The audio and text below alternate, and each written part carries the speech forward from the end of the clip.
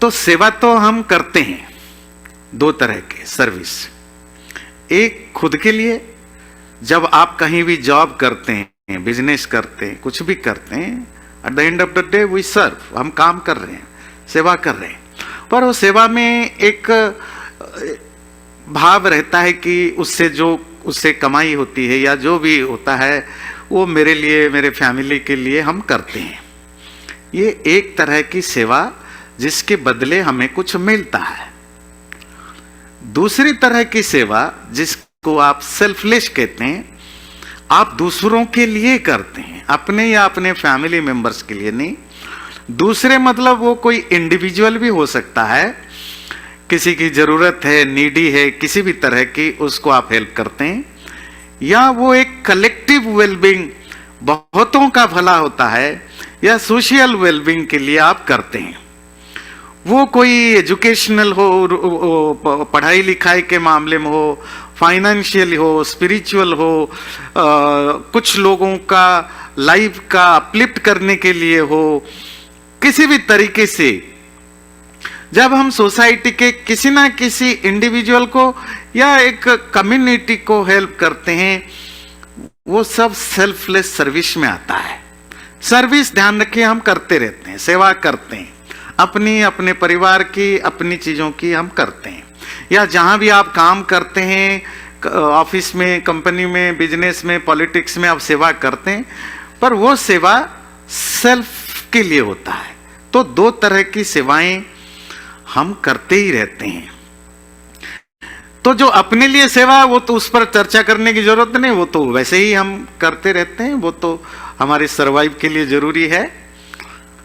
वो सेवा शब्द का वो सेंस में जहां सेल्फलेस हो, जहां अपना कोई ज्यादा इंटरेस्ट ना हो, कुछ पाने के इंटरेस्ट ना हो, कुछ पर्सनल कुछ गेन करने की कोई इच्छा ना हो, किसी रिवॉर्ड की इच्छा ना हो, किसी एक्सपेक्टेशन ना हो, उसके बावजूद भी हम कुछ अपनी मेहनत से, अपनी फिजिकली, मेंटली, फाइनेंशियली, जिस भी लेवल से हम कुछ दूसरों के लिए कर सकते हैं, उसी को हम सेल्फलेस सर्विस कहते हैं। और हमारे शास्त्रों में उसके लिए अलग अलग शब्द है। प्राचीन शास्त्रों में उसके लिए यज्ञ शब्द यूज होता है, गीता में निष्काम यज्ञ कर्म कहते हैं, कहीं उसको कर्म योग कहते हैं। शतहस्त समाहर सहस्रहस्त समकिर कृतस्य कार्यस्य चेह स्फातिम समावह। अथर्ववेद के 3:24-5 का ये मंत्र है। बड़ा इंटरेस्टिंग है कि 100 हाथों से इकट्ठा करो। जब आप 100 हाथों से कमाते हैं, 100 हाथ मतलब नहीं कि आपके तो 2 हाथ हैं, मतलब मैक्सिमम अपने मैक्सिमम एफर्ट्स लगाओ कमाने के लिए, इकट्ठा करने के लिए। जिसको आपने 100 हाथों से कमाया, 100 तरीके से कमाया, 100 वे से कमाया, उसको 1000 हाथों से बांटना भी सीखें। 50 तरीके से, सैकड़ों तरीके से रास्ता ढूंढे कैसे इसकी प्रॉपर यूज हो, मेरे लिए भी यूज हो, मेरे फैमिली के लिए भी यूज हो, पर उसके बियॉन्ड और सैकड़ों हजारों रास्तों से भी यूज कर सकें। उससे होता क्या है, कृतस्य कार्यस्य च यह स्फातिम समावह। वो जो आप कमाते हैं और कमा के उसको यूज करते हैं, शेयर करते हैं दूसरों के साथ, उसका रिजल्ट बहुत विशाल होता है। हो सकता है आपको लगे इसकी मुझे बेनिफिट क्या हो रहा हो, आप एक्सपेक्ट ना भी करें कि इसके बदले मुझे क्या मिले ना मिले, पर मिलना पक्का है। और जो सेवा में या दूसरों के लिए कंट्रीब्यूट करने में जो मिलता है, वो इतना ज्यादा मिलता है कि आप खुद मेहनत करके इतना नहीं कर सकते। क्योंकि मिलना सिर्फ फिजिकल या मैटेरियल नहीं होता है ना। पीस ऑफ माइंड भी एक कुछ चीजें होती हैं, मन की शांति भी कुछ चीजें होती हैं। एक without an effortless Anand, bliss की भी कोई चीज होती है। एक अंदर से सेल्फ सेटिस्फेक्शन भी कोई चीज होती है। ये चीजें हम बाजार से नहीं खरीद सकते ना। ये ह्यूमन नेचर है, और मनुष्य को ये चीजें चाहिए अपनी लाइफ को ये समझने के लिए कि मेरा लाइफ जो मैं पैदा हुआ हूं वो जस्टिफाइड है। भगवान ने अगर मुझे जन्म दिया है, मैं कोई यूजलेस प्राणी नहीं हूं, मेरा भी यूज है। वो फीलिंग आना भी एक बहुत बड़ी अकम्प्लिशमेंट होता है। तो धर्मशास्त्रों में हर उस व्यक्ति के लिए, खास करके जो मैरिड है, जो गृहस्थ है, हाउस होल्डर है, उसके लिए ये प्रिस्क्राइब किया जाता है कि ये तुम्हारी ऑब्लिगेटरी ड्यूटी है। उसको कहते हैं इष्टापूर्त। ये एक टर्मिनोलॉजी है, इसमें दो शब्द मिले हुए होते हैं। इष्ट कहते हैं यज्ञ। प्राचीन काल में भगवान की पूजा है ना, वर्शिपिंग गॉड की एक ही तरीका होता था, या तो आप मेडिटेशन आदि करें और दूसरा रिचुअल के रूप में यज्ञ था। आजकल यज्ञ प्रचलन कम हो गया जब से मूर्ति पूजा, मंदिर बनना और दूसरे तरह की चीजें, नई चीजें इवॉल्व हुआ। तो प्राचीन शास्त्रों में उन सब चीज का रेफरेंस तो नहीं मिलेगा, मंदिरों की, उन चीजों की। जो भी मिलेगा यज्ञ का ही रेफरेंस मिलेगा। यज्ञ करना भगवान से अपने आप को जोड़ने के लिए, वो इष्ट मतलब यज्ञ से आ जाता है। पर ये अधूरा है जब तक आप अपूर्त कर्म ना करें। ये अपूर्त क्या होता है? फिलांथ्रोपिक एक्टिविटीज। वो काम जो आप अपने लिए नहीं करते, वो काम आप जो दूसरों के लिए करते हैं। जब तक आप दूसरों के लिए कुछ करें नहीं, जब तक आप सोशल वेलफेयर के लिए कुछ करें नहीं, जब तक आप कम्युनिटी सर्विस करें नहीं, तो तुम्हारा सारा यज्ञ, पूजा, जप, तप अधूरा होता है। ये मेरा स्टेटमेंट नहीं, ये हमारे वैदिक शास्त्रों का स्टेटमेंट है। इसीलिए जो एक नया शब्द, मतलब आपके लिए नया है क्योंकि आपको बहुत कम लोग बताते हैं, जो शब्द हमारे यहां इवॉल्व हुआ, उस शब्द का नाम है इष्टापूर्त। कि रिलीजियस एक्टिविटीज की सक्सेस या अचीवमेंट, जो जिसके लिए आप रिलीजियस एक्टिविटीज करते हो, वो तब तक पूरा नहीं होता जब तक आप उसके साथ कुछ फिलांथ्रोपिक एक्टिविटीज ना करो। उसका बिगड़ा हुआ रूप आजकल आप देखते हैं कि बिगड़ा हुआ रूप, अब मंदिर वगैरह जाते हैं, बाहर आ करके वो गरीब, वो जो भिखारी होते हैं, उनको 2 पैसे 5 पैसे बांट देते हैं। अरे ये कभी कभी मतलब चालूपन भी होता है ना, नहीं बड़े सस्ते में निपट जाना है ना। या घर में कोई पूजा पाठ करते हैं और 1-2 ब्राह्मण को बुला करके खिला देते हैं, ये सस्ते से निपटाना चालूगिरी होती है। फिलांथ्रोपिक एक्टिविटीज मतलब रियली आप कुछ एक्टिविटीज करते हैं जहां आपको कुछ फायदा है नहीं है, डजंट मैटर, आप सोसाइटी के लिए, नीडी लोगों, इसी को इष्टापूर्त कर्म कहते हैं। यही उस भाव की चीजें हैं। गीता का वो श्लोक बड़ा फेमस श्लोक है, 3 अध्याय के 13वां मंत्र श्लोक है। यज्ञ शिष्टा सिना संतो मुच्यन्ते सर्वकिल विषयी भुंजते ते त्वघं पापा ये पचन्ति आत्म कारणात्। यज्ञ का बचा हुआ, जब आप यज्ञ करते हैं ना, तो उसमें आप वो सृष्टिकृत आहुति देते हैं या घी या सामग्री की आहुति देते हैं। यज्ञ से बचा हुआ चीज को जो खाता है वो सब पापों से मुक्त हो जाता है। और इसकी जो अपोजिट है, जो अकेला खाता है, वो अकेला पाप ही खाता है। ध्यान दीजिए, अकेला कमा के अकेला खाने वाला पापी होता है, सिनर होता है। और उसकी अपोजिट क्या बताया? यज्ञ से बचा हुआ खाने वाला पुण्य कमाता है। तो यज्ञ सिर्फ यज्ञ में आहुति देना नहीं, आग में आहुति देना नहीं, वो जो कमाए हुए चीज को कम्युनिटी के लिए शेयर करना, उस शेयर करते हुए अपना हिस्सा भी लेना, तब जाकर आपको पुण्य मिलता है। अकेला कमा के अकेले खाने वाले तो हमेशा पापी ही होते हैं। इसीलिए आगे जाकर के हमारे यहां सामाजिक नेता आए, उन्होंने एक शब्द इवॉल्व किया, नर सेवा, नारायण सेवा। स्वामी विवेकानंद, गांधी जी जो सोसाइटी को समझते थे, सिर्फ भगवान की पूजा करो और तुम्हारे अंदर पड़ोसी के लिए कोई कंपैशन ना हो, गरीबों के लिए कोई दया ना हो, सोसाइटी में अपलिफ्टमेंट के लिए कोई भाव ना हो, लोग पढ़े लिखे एजुकेटेड हो उसके प्रति चिंता ना हो, सिर्फ मैं और मेरे बच्चे यही में सिमट जाओ, तो वो फिर संसार नहीं चलता। क्योंकि सोसाइटी में हर तरह के लोग होते हैं, अच्छे बुरे, गरीब धनी, अनपढ़ पढ़े लिखे। अगर मेरे पास कुछ है मैं अपने लिए भी खर्च करूं, पर कुछ हिस्सा में दूसरों के लिए खर्च करूं, तब जाकर के उसकी पूर्णता होती है। फायदा क्या होता है?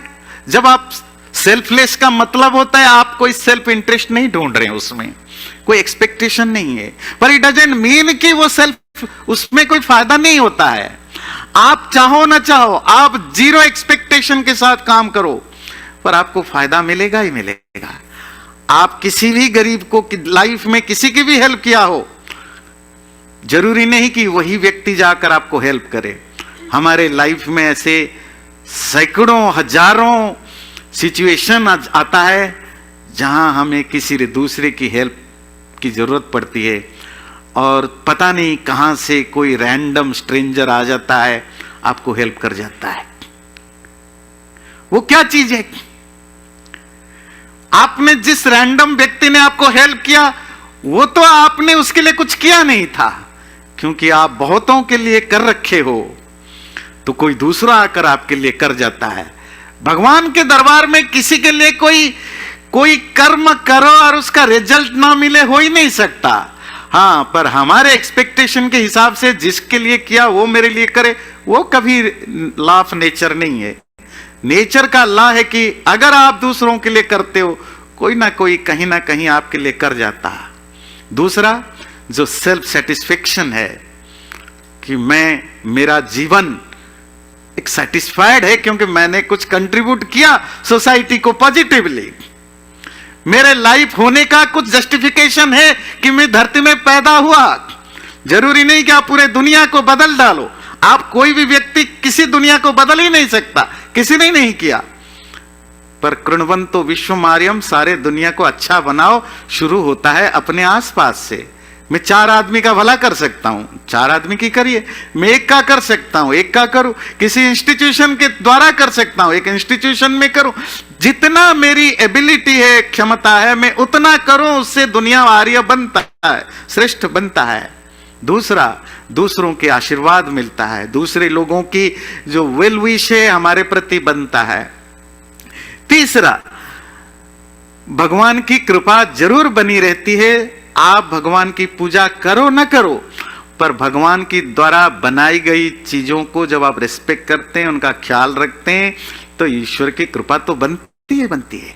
आप किसी माँ को या उसके पापा को आप रिस्पेक्ट करो न करो, पर उसको अगर पता चले कि आपने उसके बच्चे के लिए कुछ अच्छा काम किया है, तो सोचिए उस माँ और बाप की आपके प्रति कितनी श्रद्धा आती है, कितना प्यार आता है।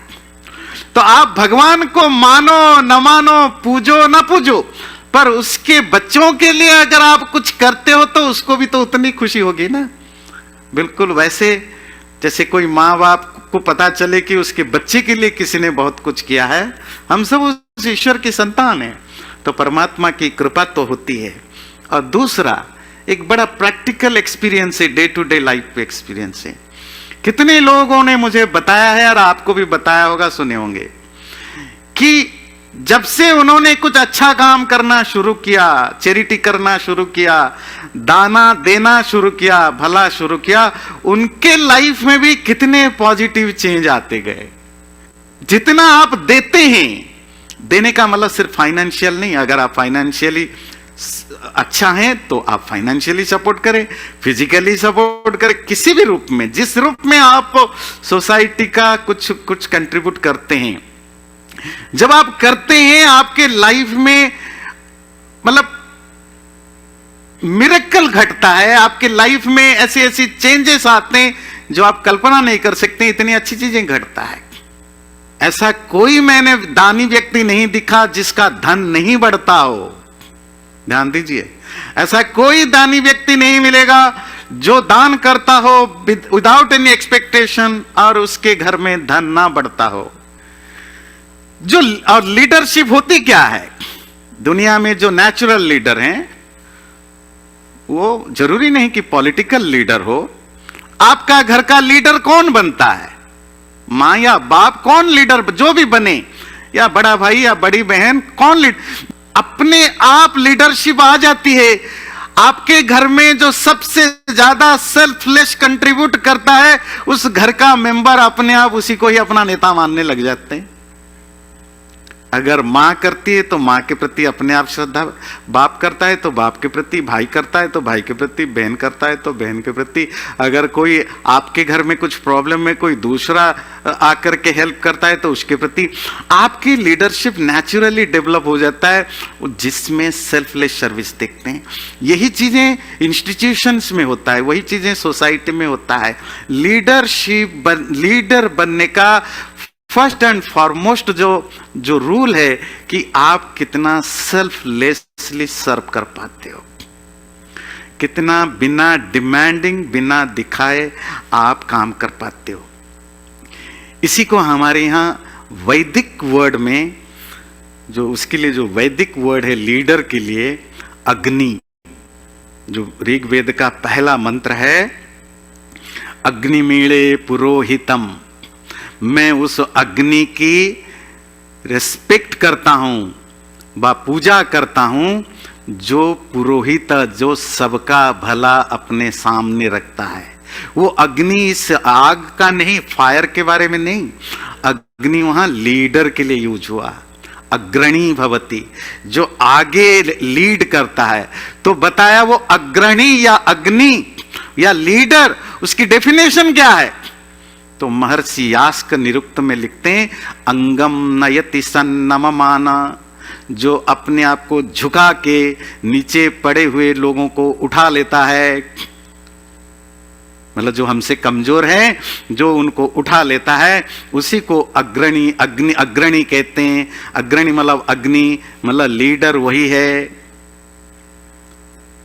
जो अक्नोपन भवति, न क्नोपयति, न क्लेदयति, जो बहुत कुछ काम कर जाता है, बहुत कुछ सोशल एक्टिविटीज कर जाता है, पर हमेशा अपने आप को पीछे रखता है, कहीं चिपका हुआ नहीं होता है, कहीं डिमांड नहीं करता, कहीं पावर नहीं कुछ ढूंढता, उसी को अग्नि कहते हैं। अब चीजें कि अब इतनी सारी आपने लंबी चौड़ी सुना दी, ये करना चाहिए, करना चाहिए, करें कैसे? बहुत सारे लोग कंफ्यूज्ड होते हैं, करना चाहते हैं, चलो अब करें तो क्या करें, कहां से शुरुआत करें? चलो आपकी शुरुआत के लिए कुछ पॉइंट्स बता देते हैं। पहली चीज है, आप इसको जानते हो या नहीं जानते हो, छोटा हो या बड़ा हो, जैसा भी हेल्प कर सकते हो करो। छोटा बड़ा क्या, आप लाइन में खड़े हो, क्यू में खड़ा हो, खाने के लाइन में खड़े हो या किसी की भी लाइन में, कोई बुजुर्ग है, कोई कमजोर है, कोई परेशान है, उसको अपने से आगे खड़ा कर दो, ये सर्विस नहीं हुई? ये एटीट्यूड डेवलप करने की बात है ना। छोटी सी चीज है, पर आपने किसी को हेल्प किया तो उसके अंदर ये भाव आया, कितना अच्छा आदमी है। किसी कोई नीडी है, आप उसको फाइनेंशियली सपोर्ट कर सकते हो तो करते हो। कोई बच्चा है, पढ़ाई लिखाई में प्रॉब्लम है, आप इसको हेल्प करो किसी भी रूप में।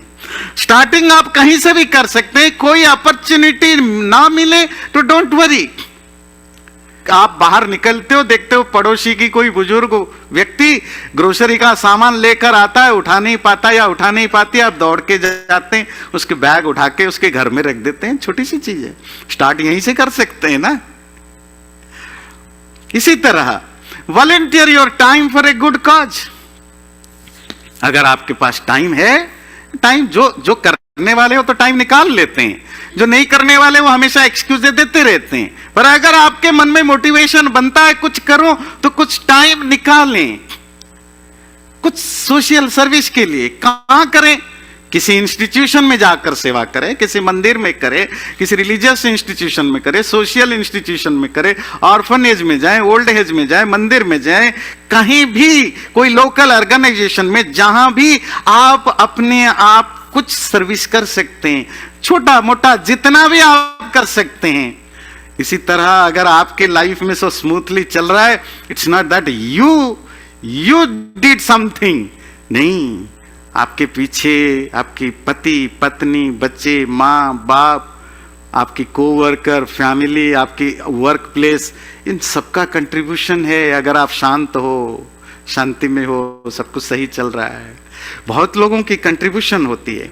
तो कहीं भी आप शुरू कर सकते हैं, किसी भी इंस्टीट्यूशन में कहीं भी जाकर के कुछ सेवा करना शुरू करिए, कुछ अच्छा काम करना शुरू करिए। ये मत, जरूरी नहीं कि आपको कोई काम दें, जो दिखता है आपको, कोई कागज दिखता है उठा के अपने आप फेंक दो, उसके लिए कोई जरूरी है कि आपको किसी की परमिशन लेना है? अगर गंदगी है कहीं पड़ा है तो आप उठा लेते हैं। इस एटीट्यूड को डेवलप करना होता है।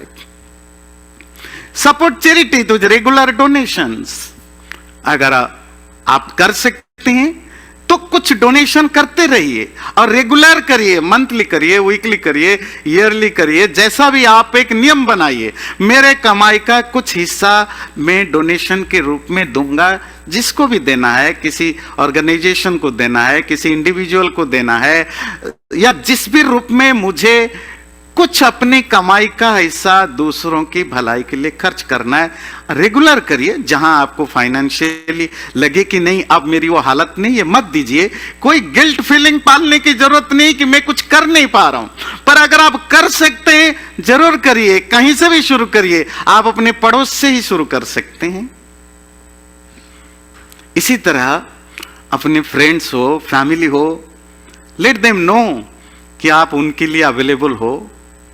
कोई संकट हो, समस्या हो, मुझे कॉल करना, मैं खड़ा हूं। इनकन्वीनियंस होगा, आपकी कोई प्री एंगेजमेंट होगा, उसको एडजस्ट करना पड़ेगा, पर अगर आप उतनी छोटी सी चीजें एडजस्ट कर लेते हैं, उसका वो दिन अच्छा बीत जाएगा। उसकी लाइफ में जो मिजरी होने वाली थी उसे बच जाएगा। और जब आप इस तरह करते जाएंगे तो छोटी मोटी चीजें लाइफ में एडजस्ट करने में फिर आपको वो नेगेटिविटी भी नहीं आएगी। आप धीरे धीरे एंजॉय करने लगेंगे। ये मैं कुछ छोटी छोटी टिप्स जस्ट बता रहा हूं। ये सब चीजें, इसके लिए आपको कोई बहुत बड़ा डिटर्मिनेशन की जरूरत नहीं।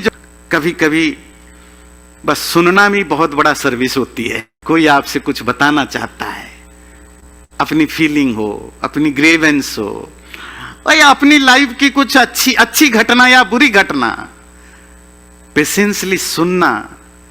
अच्छी चीजें हो बिना जेलेसी के, बुरी चीजें हो बिना सजेशन देने की, कूद पड़ने की। सजेशन देने की बीमारी है। सजेशन तभी देना जब वो कोई मांगे। 90% लोग सुनाते हैं बस दिल हल्का करने के लिए, वो आपसे सजेशन नहीं मांगते। बिना सजेशन दिए, बिना इंटरप्ट किए सुन लेना भी बहुत बड़ी सेवा होती है। बहुत लोगों की स्ट्रेस हल्का हो जाता है, बहुत लोगों का दिल साफ हो जाता है। वो बदले में वो आपसे कुछ नहीं चाहते हैं। हाँ, अगर वो चाहें कि कुछ मुझे हेल्प चाहिए या कुछ सजेशन दीजिए, जरूर दीजिए, पर बिना मांगे मत देना, फिर अगले बार आपसे वो आएगा ही नहीं बात करने। बहुत लोगों की लाइफ में बहुत प्रॉब्लम है। प्रॉब्लम क्यों? वो किसी से शेयर ही नहीं कर सकते। कभी आप ऐसा भी बनिए कि लोगों का दुख सुनना है, सुख भी सुनना है। लोग अपना सुख भी शेयर नहीं कर पाते हैं क्योंकि जेलसी फीलिंग होती है लोगों की। किसको सुना है अपने घर के अलावा? कुछ अच्छा अचीव किया, जिसको बताओ उसके मुंह लटक जाए, या ऊपर से वो आर्टिफिशियल हाथ दिखाए। कोई जेन्युइन व्यक्ति भी कम मिलता है जिसको बताए कि देखो ये मैंने अचीव किया, और उसको लगे कि इसने सुना, बस सुन लिया बिना कुछ रिएक्शन दिए, उसको लगता है चलो ह्यूमन बीइंग है। तो ये भी एक तो सर्विस होती है। कभी कभी दूसरों को जब हम जज करते हैं किसी भी कारण से, अच्छे बुरे ढंग से, दूसरों की जगह अपने आप को खड़ा करके देखें, है ना। Put yourself in other people's shoes, कि इसकी बैकग्राउंड क्या रहा होगा, लाइफ कैसी रही होगी, ये ऐसा क्यों है, खराब है या अच्छा है। बड़ी सेवा है। दूसरों को अगर आप जज नहीं करते उनकी फेशियल एक्सप्रेशन से, उनकी एक्सटर्नल एक्टिविटीज से अगर आप जज नहीं करते, ये बहुत बड़ी सेवा आप करते हैं। ये भी बड़ी सेवा है। अगर कोई दूसरे को अटेंशन मिलता है, आप अगर एंजॉय नहीं भी कर सकते हो कम से कम अपने आप को समझाओ, आज उसका दिन है, लोग अप्रिशिएट कर रहे हैं, पब्लिक में खड़ा है, कल मेरा भी आ सकता है। Let celebrate it. वो सेलिब्रेशन की दूसरे को अटेंशन मिल रहा है, दूसरे को रिवार्ड मिल रहा है, दूसरे को लोग तारीफ कर रहे हैं, दूसरे की बात कर रहे हैं, इसमें अपने आप को आगे करने की कोशिश करने के बजाय उस दिन को उसके नाम पर सेलिब्रेट कर लो ना। अगले दिन तुम्हारा नंबर आ जाएगा, मेरा नंबर आ जाएगा। पर क्या है कि हम उसी दिन अपनी सेलिब्रेशन भी कराना है जिस दिन किसी दूसरे का हो रहा हो। पूरी जिंदगी में फिर हमारा कोई करे ना करे, इससे होता है क्या है ना, हमारा कोई करता है ना हम किसी के करने देते हैं, अपने अंदर से जले भुने रहते हैं। ये भी बड़ी सेवा है, दूसरे को गुड फील कराना। जब किसी के लिए कुछ अच्छा करें, मन में रिवार्ड की आशा न रखें, तभी सेल्फलेस बनेगा। पर इसका अर्थ यह नहीं है कि आपको उसका रिवार्ड नहीं मिलेगा। कोई भी अच्छा या बुरा कर्म हम करते हैं कभी नहीं बेकार जाता, हर चीज का अपना फल निश्चित है, निश्चित है। पर बात है कि हमें अपने आप को, जब हम किसी के लिए कुछ करते हैं, किसी के लिए मतलब हमेशा ध्यान रखिए, मैं जब किसी कहता हूं दो चीजें होती हैं, एक इंडिविजुअल के लिए या कम्युनिटी या सोशल बेनिफिट के लिए। तो रिवॉर्ड की आशा ना रखें। डेफिनेटली हमारे जो जीवन है वो ज्यादा सरस होगा, है ना, ज्यादा खुशनुमा होगा। हम दूसरों के लिए भी भला कर सकते हैं, अपने लिए भी, और वो भला फाइनेंशियली भी हो सकता है, फिजिकली भी हो सकता है, सोशल भी हो सकता है, एजुकेशनल अपलिफ्टमेंट भी हो सकता है। चैनल को सब्सक्राइब जरूर करें और वीडियो अच्छा लगे लाइक भी जरूर करें।